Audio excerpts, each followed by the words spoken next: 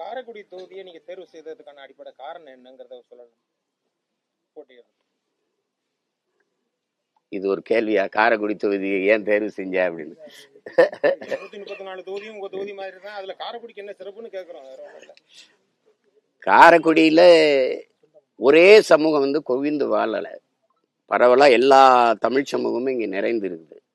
அதனால ஒட்டுமொத்தமா நீங்க ஒரு சாதிக்கு ஒரு தலைவர், ஒரு மதத்துக்கு ஒரு தலைவர்னு இங்க இருக்குது பாத்தீங்கன்னா உங்களுக்கு தெரியும்.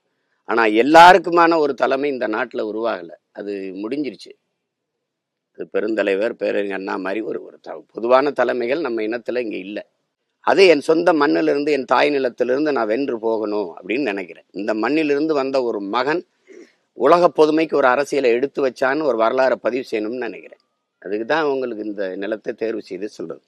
அப்புறம் எங்க கட்சிக்கு வந்து அதிகப்படியா வாக்குகளை செலுத்தின தொகுதிகள் இருக்குது. அதுல காரைக்குடி, சிவகங்கை, உங்களுக்கு தெரியும், ராஜபாளையம், இப்படி தென்காசி, பல தொகுதிகள் இருக்குது. அது ஒட்டப்பிடாரம், இந்த மாதிரி பல தொகுதிகள் எங்களுக்கு அதிகப்படியான வாக்குகளை தந்தது 31 தொகுதிகள் இருக்கு. அதுல காரைக்குடியும் முதலிடத்துல இருக்கு.